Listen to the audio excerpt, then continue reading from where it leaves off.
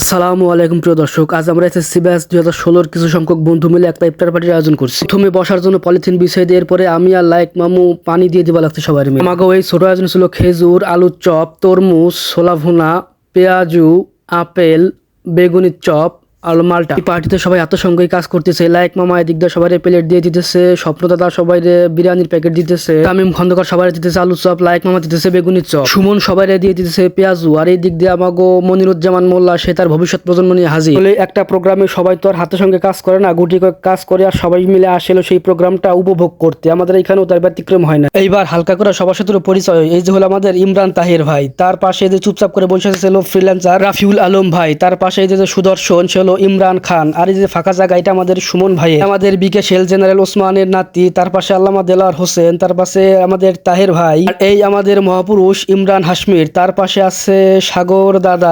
দাদারা নাকি ভালো করে কাছে নিয়ে দেখাইতে হবে, একবারে তার হয় না।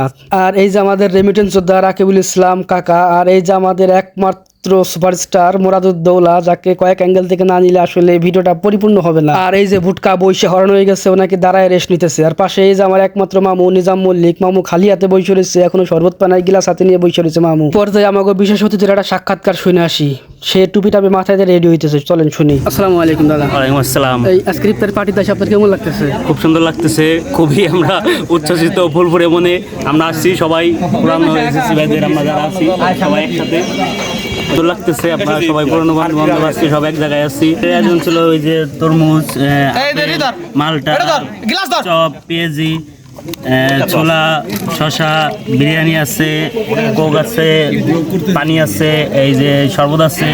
এই মোটামুটি সবাই প্লেট ভর্তি করে ইফতারি সামনে নিয়ে বসে রয়েছে, কান খাড়া করে মুয়াজ্জিনের দিকে। কোন সময় মুয়াজ্জিন সাহেব মসজিদের মাইকে আজান দিয়ে ওঠে। বন্ধু হইলো জীবনের একটা অপরিহার্য অংশ, বন্ধু ছাড়া জীবন সফলভাবে চলতে পারে না। বন্ধুর সাথে 1000 বছর পরে দেখা হলো সম্পর্কটা ঠিক আগের মতোই থাকে। মসজিদের মাইকে মুয়াজ্জিনের আজান কানে ভাইসাসার সাথে সকল মুসল্লি শুরু করে দিয়েছে ইফতারি করা। আলহামদুলিল্লাহ, পরিসরে খুব সুন্দর হয়েছে আয়োজনটা। ধন্যবাদ সুমন ভাইকে।